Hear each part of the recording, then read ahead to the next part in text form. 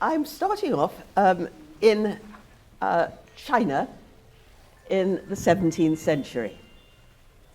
At that time, the Jesuits from Europe came over as missionaries, and they got on very well with the Confucions there. They wore Chinese clothes, they spoke Chinese, and they did well with the Confucians. But the Confucians really took in everything.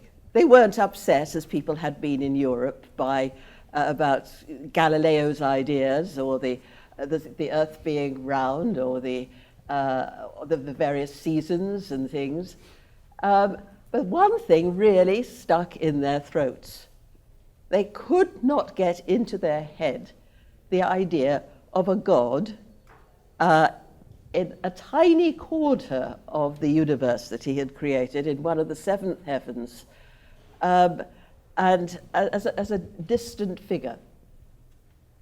They said, you know, the Jesuits, they understand things very well, but they don't understand what they call the qi.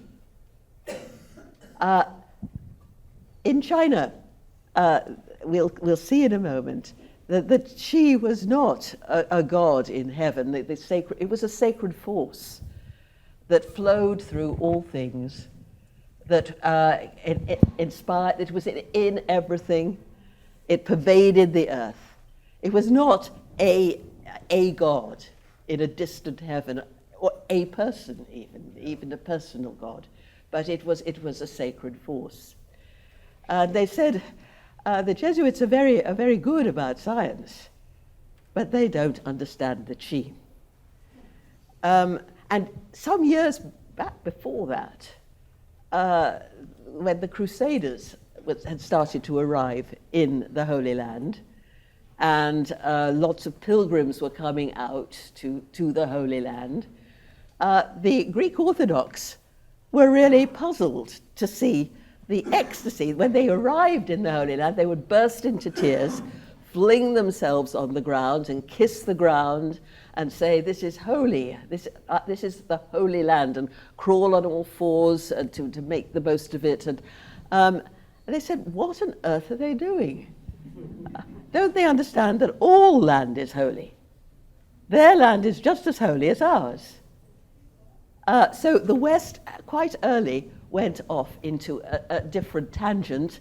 And then, of course, when we started to rule the earth, things have become rather bad for the environment. And I'll look at that in a moment.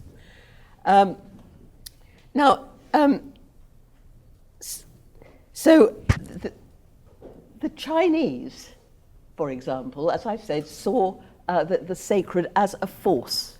It was neither physical nor wholly spiritual. It flowed through all things. It was in constant motion, bringing things into being and letting other things go to one side, constantly roiling, and it was present in all things.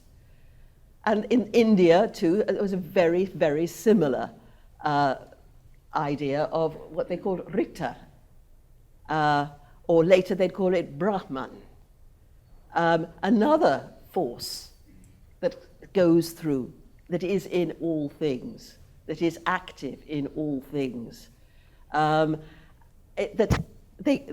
Brahman wasn't created by a god. Brahman created the gods.